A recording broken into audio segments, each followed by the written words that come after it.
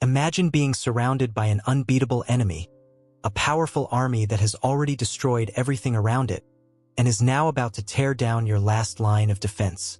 Fear grips you, hope seems distant, and defeat seems certain.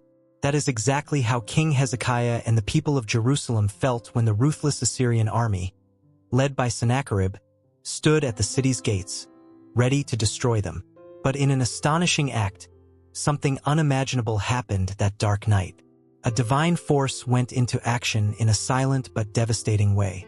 What seemed like the end became a moment of salvation that still echoes through history as one of God's most powerful acts.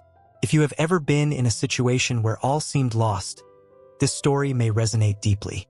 In this incredible account from the Bible, we see how prayer, faith, and divine intervention changed the destiny of an entire people in just one night. God, through a single angel, defeated 185,000 Assyrian soldiers without the Israelites lifting a single sword. This episode teaches us about the strength that does not come from us, but from God Himself, who is capable of doing the impossible when all other resources fail. Now, let's dive together into this fascinating story, where the supernatural met reality and transformed what seemed like certain destruction into a miraculous victory. But first, if you haven't subscribed to the channel yet, subscribe for more videos from the Old Testament. The kingdom of Judah was under great pressure when King Hezekiah assumed the throne. Hezekiah, one of the most faithful kings to God, ruled in a time of great crisis.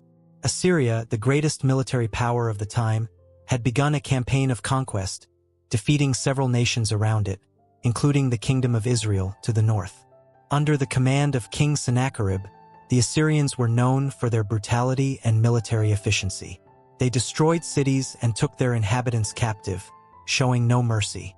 Now, that same threat was at the gates of Jerusalem, the capital of Judah.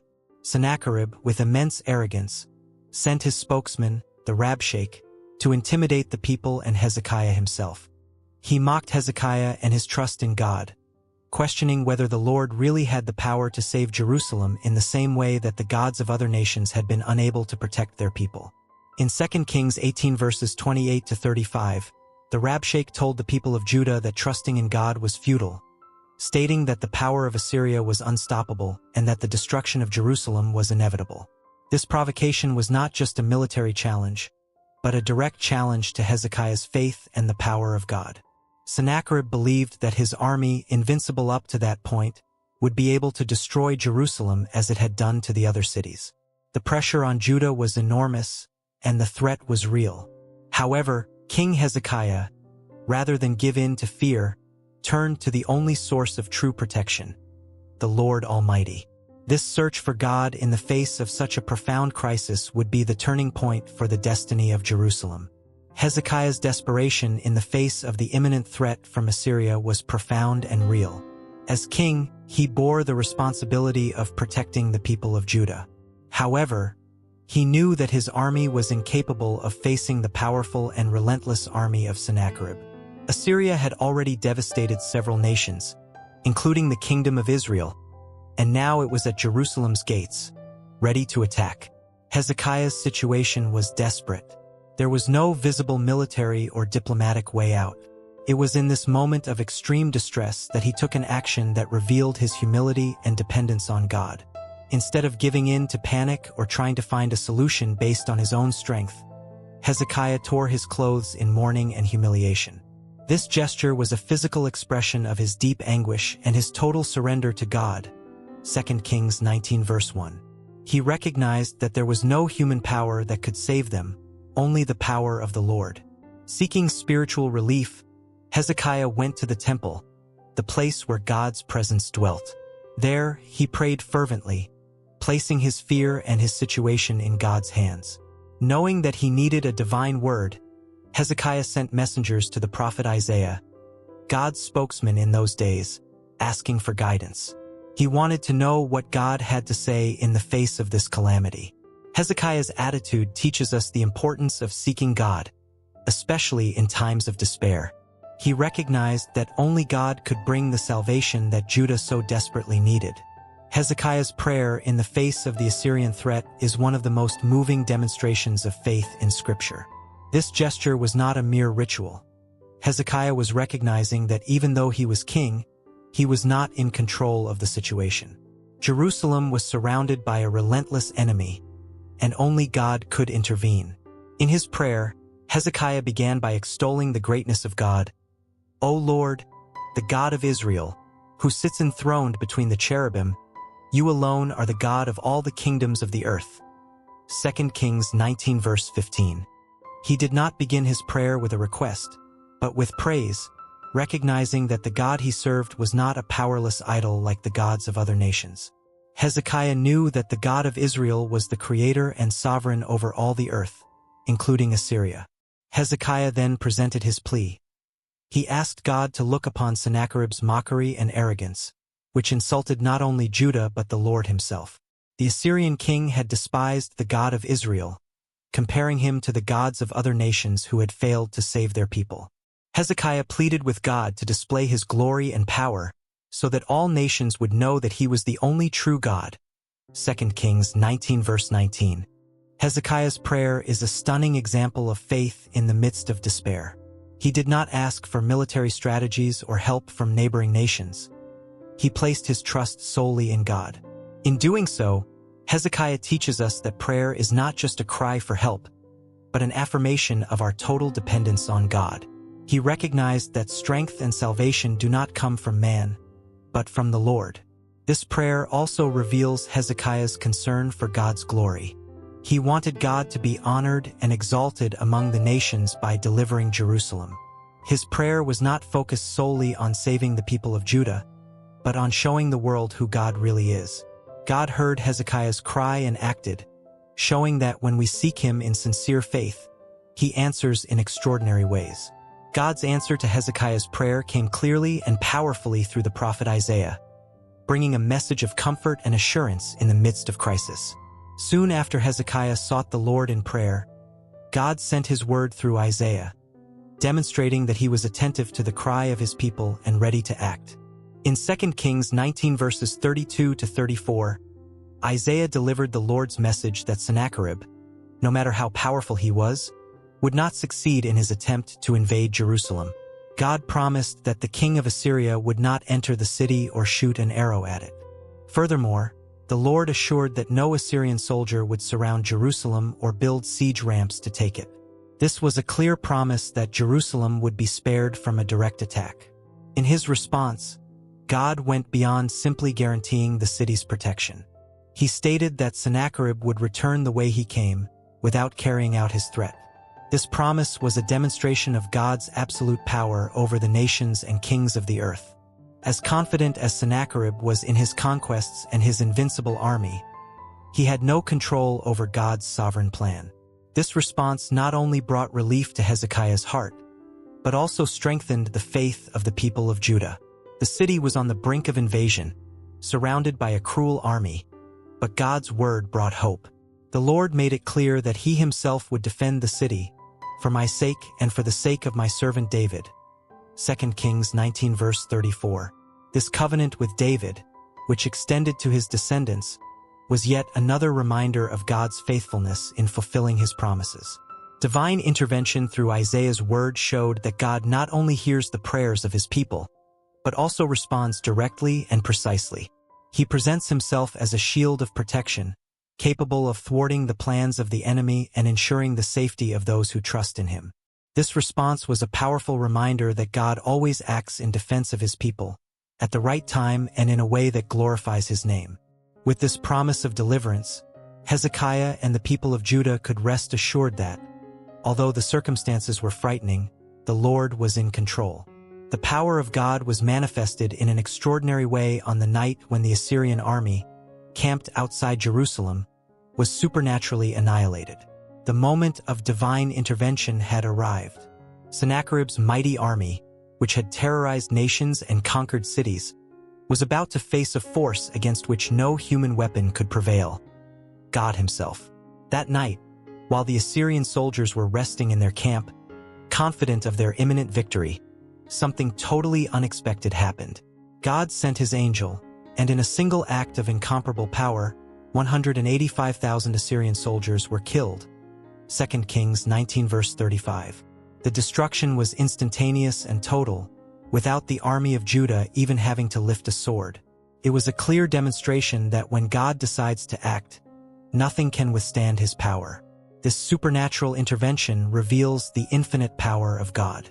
The Lord does not depend on human armies or military strategies to defend his people. When he acts, his power is absolute and unquestionable. By sending an angel to destroy the Assyrian soldiers, God showed that the strength of an army or the greatness of a nation are no obstacles to him. The army that everyone feared was destroyed silently, in the dead of night, without a single arrow being fired at Jerusalem. The account in 2 Kings 19 verse 35 also teaches us a profound lesson about God's sovereignty. Even if the enemy seems invincible and the circumstances indicate that there is no hope, God has the power to turn any situation around in an instant. The Assyrian army, which seemed so imposing and invincible, was reduced to nothing in a few hours. This event was a clear testimony that human power is limited, but God's power is endless. He is able to do the impossible. In addition to demonstrating divine sovereignty and power, this action was also a direct response to the arrogance of Sennacherib, who had mocked God and the people of Judah. The Assyrian king believed that no God could stop his army, but he had not counted on the intervention of the true and living God. By destroying Sennacherib's army in such a spectacular manner, God proved that he is Lord over all nations and that his power is far beyond human comprehension. This supernatural victory had a devastating impact on the Assyrian army and its king. Sennacherib, who had come with such confidence and arrogance, was forced to return to Nineveh, his capital, humiliated and without an army. He who had once been proud of his conquests now bore the shame of a defeat he could not explain. God's power not only protected Jerusalem, but also humbled those who dared to defy the Lord. This episode reminds us that in our lives, when we face seemingly insurmountable battles, God has the power to act in ways we could never imagine. He can change any situation, no matter how hopeless it seems, with a single act of his power. By trusting in God, as Hezekiah did, we can rest assured that the Lord is in control and has the final say in all circumstances. His intervention that night was a clear testimony to his unlimited power and his willingness to protect those who trust in him. The defeat of Sennacherib was one of the most remarkable moments in the demonstration of God's power over the nations.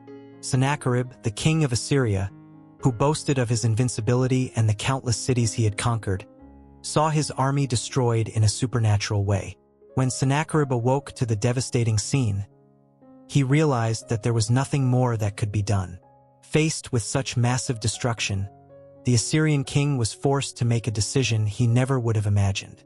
The leader of one of the largest and most feared empires of the time now found himself powerless, without an army, without resources, and without the pride he had so cultivated. Seeing his power crumble before his eyes, Sennacherib had to accept the only way out, returning to his land. This return home was a march of humiliation and defeat. Sennacherib, who had earlier sent messengers to mock Hezekiah and the God of Israel, now returned without glory, without victory, without the respect he had once commanded. He had not fired a single arrow at Jerusalem, just as God had promised through the prophet Isaiah. None of the Assyrian king's threats came to fruition. Instead, he was utterly humiliated and defeated without Judah having to lift a sword. This defeat was an exact fulfillment of God's word. The Lord had said that Sennacherib would return the way he came, and that is exactly what happened. 2 Kings 19 verses 32 to 33. This shows that when God promises something, he fulfills it. God's power not only protected Jerusalem, but also served as a reminder to the world that he is in control of all things, including the most powerful kingdoms on earth. Sennacherib's humiliation also had a spiritual significance. He defied the God of Israel, believing that the Lord was like the gods of other nations, powerless to save his people. But the God of Israel is not an idol of stone or wood. He is the creator of heaven and earth, and no one can withstand his power. Sennacherib found this out in the most painful way possible. By watching his army be destroyed by a force he could neither understand nor combat. In addition to the public humiliation, The story of Sennacherib's defeat is a powerful reminder that no matter how much one exalts oneself or trusts in one's own power, in the end, God has the final say. The Assyrian king's pride and arrogance led him to defy his creator, and he paid the price for it. God protected his people and showed that no human power, no matter how great, can compare to his power. His end was marked by personal tragedy and the fulfillment of Isaiah's prophecy, revealing the consequences of his arrogance and pride in defying the God of Israel. He who had mocked Hezekiah and the Lord now bore the burden of a great defeat, without the army that had once made him feared among the nations. Years had passed since his failure at Jerusalem, but Sennacherib's end was drawing near. During a visit to the temple of his god Nisroch, the king was surprised by an attack by two of his own sons, Adramelech and Sharezer, who murdered him in cold blood. 2 Kings 19 verse 37. Sennacherib, who considered himself invincible, died a shameful and brutal death, betrayed by his own family while worshipping his god. This tragic outcome was no coincidence.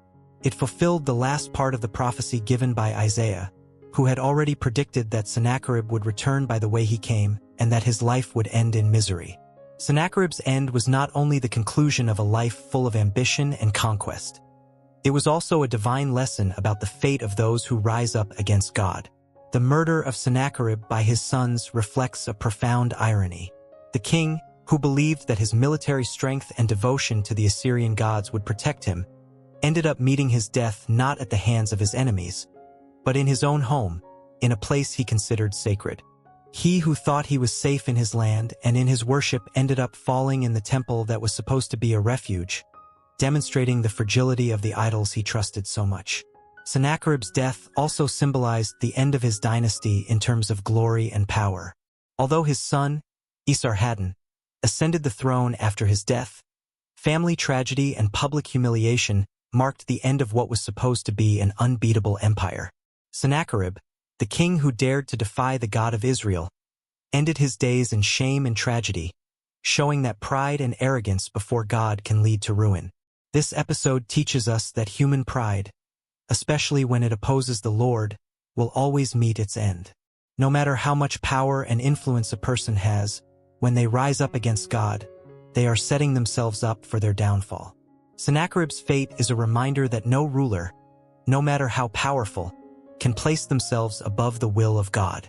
His pride was his undoing, and his arrogance led him to a tragic and humiliating end.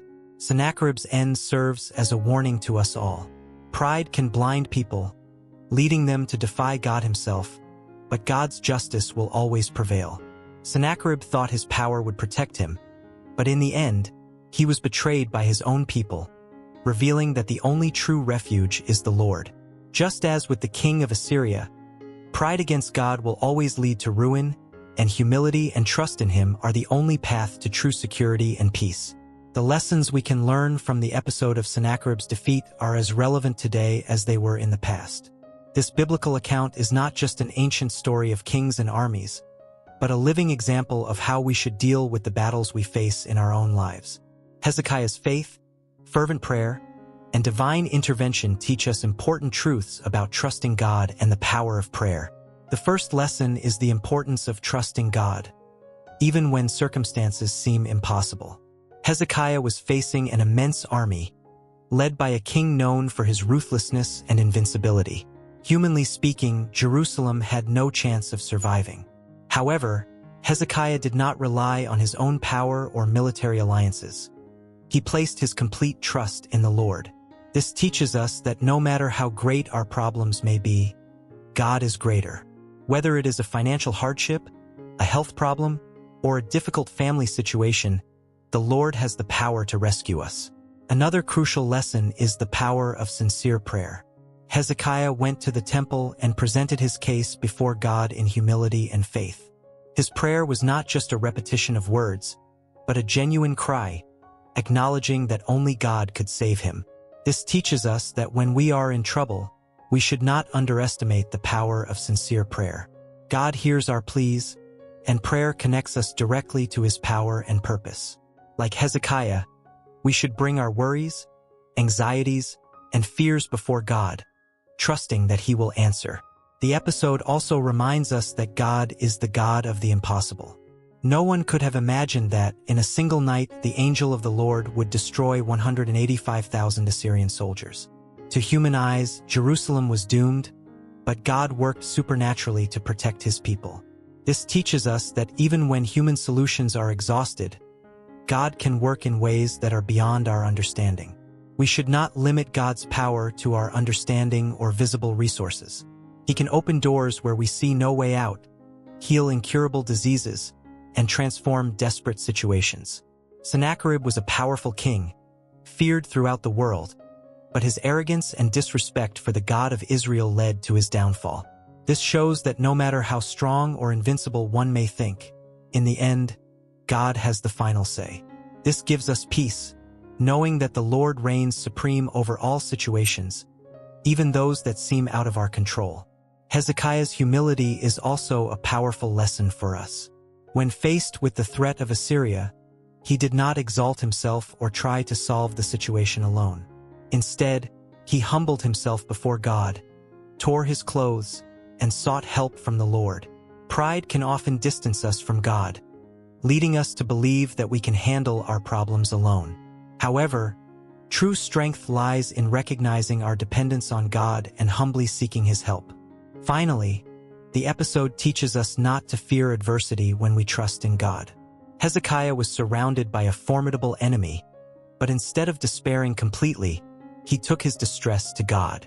Likewise, when we face challenges and struggles, we must remember that God is on our side and that we are not alone. The Lord is our refuge and strength, a very present help in trouble. Psalm 46 verse 1. Not only does God hear our prayers, but he also acts in ways that are beyond our comprehension.